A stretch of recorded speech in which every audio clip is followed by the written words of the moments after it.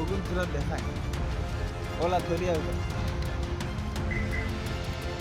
ইগু আপনাৰা মানে যেটুকু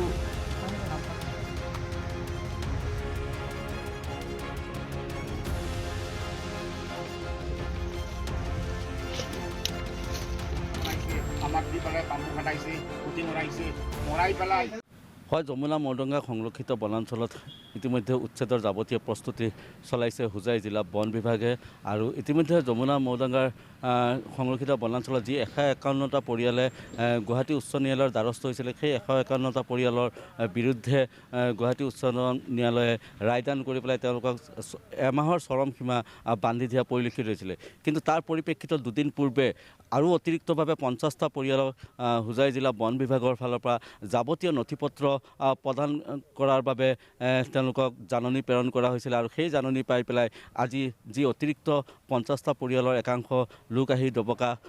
যি বনাঞ্চলিক বিষয়াৰ কাৰ্যালয় আছে কাৰ্যালয়ত তেওঁলোকে যাৱতীয় নথিপত্ৰ তেওঁলোকে জমা দিয়া দেখা গৈছে আৰু মই সতীৰ্থৰ জৰিয়তে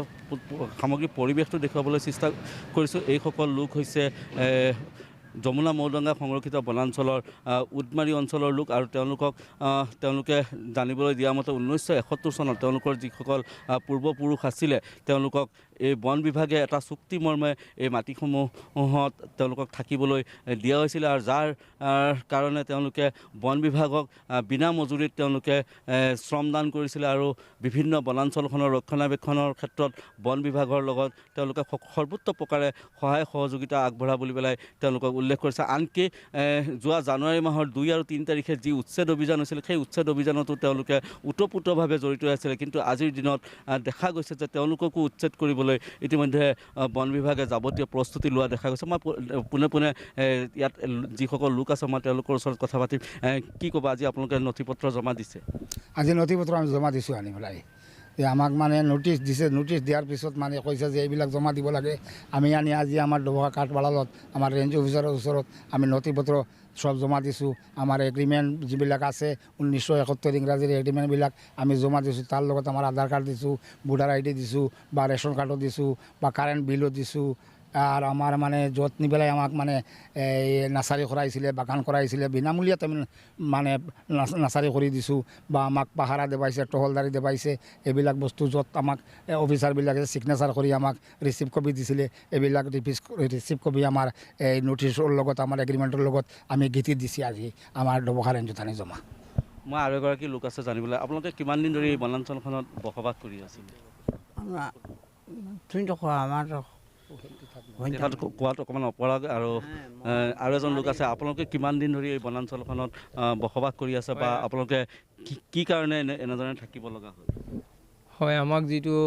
এলটমেণ্ট দিছিলে 1971 ইংৰাজী তেতিয়াতো আমি নাছিলোঁ আমাৰ খুৰা দেউতাসকল আছিলে আৰু তেওঁলোক যিমান দিন আছিলে তেতিয়া ডিপাৰ্টমেণ্টৰ সহকৰ্মী হিচাপে ডিপাৰ্টমেণ্টৰ লগত যি চুক্তি হৈছিল চুক্তিমতে মানি চলিছিল আৰু ডিপাৰ্টমেণ্টেও আমাৰ যেতিয়া দৰকাৰ পৰিছে সহায় সহযোগিতা লৈছে আমিও ডিপাৰ্টমেণ্টৰ লগত সহযোগিতা কৰিছোঁ আজিলৈকে কৰি আছোঁ কিন্তু কথাটো হ'ল কি যোৱা 17 তাৰিখ বা 16 তাৰিখে নোটিছ লৈ গৈছে আমাৰ ওচৰত এটা জাননী প্ৰেৰণ কৰিব বিচাৰিছিলে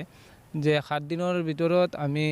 অবৈধ হিচাপে ইয়াত বসতি কৰি আছোঁ বোলে যে আমি 7 দিনৰ ভিতৰত আমাৰ ওপৰত হাতত যদি কিবা বৈধ নথিপত্ৰ আছে আমি জমা দিব লাগে সেই নোটিছখন পাই আমি বৰ আতংকিত হৈ পেলাই আজি আমাৰ নোটিছখিনি যিখিনি আমাৰ হাতত আছিলে এইখিনি আমি জমা দিছোঁ আৰু এইটোৱে আমি ক'ব বিচাৰিছোঁ বিশেষকৈ এই যিখন চুক্তিমতে আমাক যিখন এগ্ৰিমেণ্ট দিছিলে সেইখন যদি আমাক এই নোটিছত আমি দেখিছোঁ আমাক অবৈধ খলি হৈছে সেই এগ্ৰিমেণ্টখন যদি অবৈধ ডিপাৰ্টমেণ্টে দিয়ে সেইটো আমি নাজানো বৈধ দিলেও ডিপাৰ্টমেণ্টে দিছে আৰু অবৈধ দিলেও ডিপাৰ্টমেণ্টে দিছে অসম চৰকাৰৰ ফৰেষ্ট ডিপাৰ্টমেণ্টৰ পৰা আমি পাইছোঁ আৰু আমি ইমান দিনৰ পৰা মানে ইয়াত বসতি কৰি আছোঁ এতিয়া বৰ দুখৰ কথা হ'ল যে আমি এতিয়া যদি আমাক ইয়াৰ পৰা উচ্ছেদ কৰে তেতিয়াহ'লে আমি ক'ত যাম কি কৰিম আমাৰ কোনো উপায় নাই দ্বিতীয় কাৰণ সেইটো যিখিনি বেদখলকাৰী মানুহ আছিল আমি তেওঁলোকৰ নিচিনাতো ভবা নাই আমি নিজে একদম নিঃসন্দেহ হিচাপে আমি ইয়াত ঘৰ বাৰী সাজি তামোল চামোল লগাইছোঁ ঘৰ দুৱাৰ পকী বনাইছোঁ আমাৰ জীৱনৰ যিখিনি মানে হেৰি আছিলে চব ইয়াতে আমি শেষ কৰি দিছোঁ এতিয়া আৰু আমাৰ ক'ৰবাত বেলেগ যাবলৈ কোনো সামৰ্থ্য নাই গতিকে আমি আপোনালোকৰ চেনেলৰ মাধ্যমেদি আমি অসম চৰকাৰক বা আমাৰ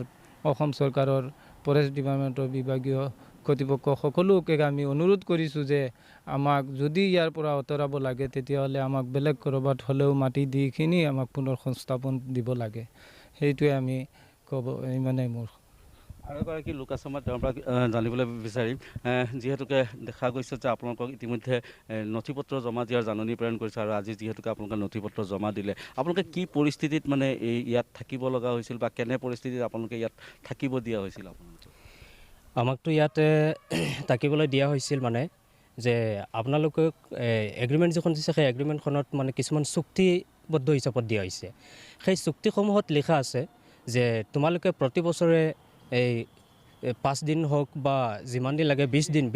সশ্ৰম মানে যিটো শ্ৰম দিব লাগে, সেই শ্ৰমৰ মজুৰি মানে বেগাৰী বা জংঘলৰ মানে গছপুলি ৰোপণ কৰা বা ক'ৰবাত বন চন চাফা কৰা, ইয়াৰ পিছত মানে নাৰ্চাৰী সকলোত মানে কাম কৰাত সহযোগ কৰা, বন সুৰক্ষা প্ৰদান কৰা, তেনেকুৱা কিছুমান চুক্তি আছে। সেই চুক্তিবোৰ আমি সুকলমে 1971 ইংৰাজী চনৰ পৰা আজিলৈকে আমি পালন কৰি আছোঁ। আনকি চলিত বৰ্ষৰ দ্বিতীয় আৰু তৃতীয় দিনা যি উচ্ছেদ অভিযান হৈছিল, সেই উচ্ছেদ অভিযানত মানে যমুনা মৰডঙ্গা সংৰক্ষিত বনাঞ্চলত ডবকা আঞ্চলিক বন বিষয়াই আমাক লগত লৈ মানে চলাফেৰা কৰিছে। মানে যিমানখিনি কাম আছে দিনে ৰাতি একাকাৰ কৰি তেওঁলোকৰ লগত সহযোগ কৰি আহিছোঁ। সেইখিনিলৈকে ঠিকে আছিল, কিন্তু আমাক আশ্বাস দিছিলে যে তোমালোকৰ কোনো উচ্ছেদ অভিযান নহ'ব, কাৰণ তোমালোকৰ এটা বৈধ নথি পত্ৰ আছে। কিন্তু দেখা গ'ল যে হঠাৎ চাৰিওফালে উচ্ছেদ অভিযান সমাপ্ত হোৱাৰ পিছত আমাৰ ওচৰত মানে এটা জাননী আহিছে, নটিচ আহিছে। সেই নটিচখনত লিখা আহিছে যে আমি অবৈধ বেদখলকাৰী। মনত বৰ দুখ পাইছোঁ, আমিতো অবৈধ বেদখলকাৰী নহয়, কাৰণ অবৈধ বেদখলকাৰী হ'লেতো আমি আগৰ পৰা ইয়াত যে বহি আছোঁ কিবা এটা বৈধ নথি পত্ৰ লৈতো বহি আছোঁ। ছাৰতো আগতে জাননী দিব লাগিছিল, তেনেকুৱা কোনো জাননী দিয়া নাই, সকলো সময়তে সহযোগ কৰি আহিছোঁ। এতিয়া মানে আমি আহিছোঁ সেই নটিচ পত্ৰখন লৈ পেলাই, জাননী পত্ৰখন লৈ পেলাই আমি ডবকা বন কাৰ্যালয়ত আহি উপস্থিত হৈছোঁ। তাত আমি কিছুমান নথি পত্ৰ জমা কৰিছোঁ ছাৰৰ নিৰ্দেশ মৰ্মে। সেই নথি পত্ৰবোৰ হৈছে এগ্ৰিমেণ্ট কপি আৰু বিভিন্ন জেগাত আমি বেগাৰী দিছিলোঁ, সেই বেগাৰীৰ ৰিচিপ্ট আছে। বন বিষয়াই মানে চিলমোহৰ মাৰি পেলাই ৰিচিপ্ট দিছে, সেই ৰিচিপ্ট কপিবোৰ আছে। ইয়াৰ পাছত কিছুমান ফটো কপি আছে, আমি তপত জুৰি কাম কৰিছিলোঁ, তাৰ কিছুমান ফটো কপি আছে। যমুনা নদীৰ পাৰত আমি আজাৰ বাগানখন মানে পুলি ৰোপণ কৰিছিলোঁ, সেইবিলাকৰ কিছুমান ফটো কপি আমাৰ হাতত আছে। তেনেকুৱা বহুত মানে নথি পত্ৰ আছে আৰু সেইখিনি আমি জমা দিছোঁ ইয়াতে আজি ছাৰে কৈছে যে আমি এইখিনি দিওঁ। আপোনালোকে যেতিয়া জাননীখন লাভ কৰিছে এই 2 দিন পূৰ্বে, আপোনালোক এনে আতংকিত হৈ পৰিছে নেকি যে এইখন আমাক হঠাৎকৈ উচ্ছেদ কৰা হ'ব এইদৰে হঠাৎকৈ? হয়, সেইখন পোৱাৰ লগে লগেতো এটা হতাশাত ভুগিছোঁ, কাৰণ কি কৰিম কি নকৰিম, আমাৰতো যোৱাৰ কোনো ব্যৱস্থাও নাই, ক'ত যাম। কাৰণ যদি এজন মানুহে এনেই অবৈধ জেগাত বহে, তেওঁ আগৰ পৰা কিবা এটা চিন্তা কৰে আমি ম্যাদী পট্টাৰ মাটি চিটি কিনিম, কিন্তু আমাকতো তেনেকুৱা কিবা এটা ব্যৱস্থা কৰা নাই, কাৰণ আমি বৈধ নথি পত্ৰ লৈ বহি আছোঁ। ইয়াততো কিবা এটা বেলেগ চিন্তা কৰাৰ কোনো প্ৰয়োজনেই নাই। সেই হিচাপত আমি আৰামছে বহি আছোঁ, কোনো কাৰণ নাই। এতিয়া হঠাৎ নথি পত্ৰ জাননী যিখন উচ্ছেদৰ জাননী সেইখন পাই বৰ হতাশাত ভুগিছোঁ প্ৰত্যেকটো পৰিয়াল, কাৰণ বাৰিষা কাল আহিছে। এই বাৰিষা কালত আমি ক'ত যাম, কি কৰিম, আমাৰ ল'ৰা ছোৱালী আছে, পৰীক্ষা চৰীক্ষা দি আছে বা তেওঁলোকৰ পঢ়া শুনাৰ ক্ষেত্ৰতে ব্যাঘাত জনিব, তেনেকুৱা বহুত চিন্তা, বহুত হতাশাত ভুগি আছোঁ। আজি হ'লে টোপনিও নাই, এনেকুৱা হৈছে। খোৱা বোৱা সকলো কৰি বৃদ্ধ বয়সস্থ আছে, তেওঁলোক মানে শাৰীৰিকভাৱে বহুত অসুস্থ হৈ পৰিছে। হয়, এয়া আছিলে এই যিসকল উচ্ছেদিত হ'ব লগা লোকসকলৰ প্ৰতিক্ৰিয়া। আৰু ইতিমধ্যে আমি উল্লেখ কৰিছোঁ যে তেওঁলোকে আজি ডবকা যি বনাঞ্চলিক বিষয়াৰ কাৰ্যালয় আছে, সেই বনাঞ্চলিক বিষয়াৰ কাৰ্যালয়ত উপস্থিত হৈ তেওঁলোকে যাৱতীয় নথি পত্ৰ জমা দিছে। হয়তো যাৱতীয় নথি পত্ৰ পৰীক্ষাৰ অন্তত বন বিভাগে সিদ্ধান্ত ল'ব যে তেওঁলোকৰ কি কৰিব লাগে। হয়তো তাৰ কাৰণে হয়তো আমি কেইটামান দিন অপেক্ষা কৰিব লাগিব।